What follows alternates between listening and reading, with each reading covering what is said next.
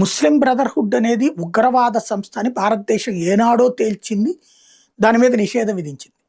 Muslim Brotherhood అనేటటువంటిది ఇతర మతాలతో సోదర భావంతో కూడినటువంటి సంబంధాల కోసం అని ప్రారంభించి ఆయా దేశాల్లో మత మార్పిళ్లు చేయడం, అలాగే ఆయా దేశాల మీద ఆధిపత్యం చేయాలనుకునే తీవ్రవాద సంస్థలకు కావాల్సిన ఫండింగ్ ఇవ్వడం చాలా ఏళ్లుగా జరుగుతోంది. ఈ ముస్లిం బ్రదర్హుడ్ అనే సంస్థ గల్ఫ్ దేశాలు పెట్టుబడులు పెడతాయి, అమెరికా యూరప్ దేశాలు సాయం చేస్తాయి. ఈ డబ్బులన్నిటితో వీళ్ళు ఉగ్రవాదులు పెంచి పోషిస్తుంటారు. లష్కర్ తోయిబాలు, జైషే మహమ్మదులకు నిధులు ఎట్ట వెళ్తాయి అంటే దీని ద్వారానే వెళ్తాయి.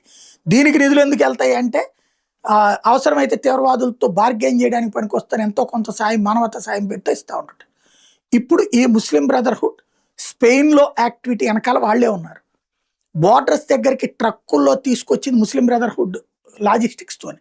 స్పెయిన్లోకి వాళ్ళు ఎంటర్ అవ్వడానికి కావాల్సిన దారి చూపించింది వాళ్ళే.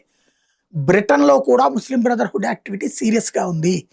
త్వరలో బ్రిటన్లో కూడా ఇట్లాంటి ఇన్వేజనే జరిగే అవకాశం ఉందన్నట్టుంది. బ్రిటన్లో ఉన్నటువంటి పార్లమెంట్ సభ్యులే ఓపెన్గా చెప్తున్నమాట.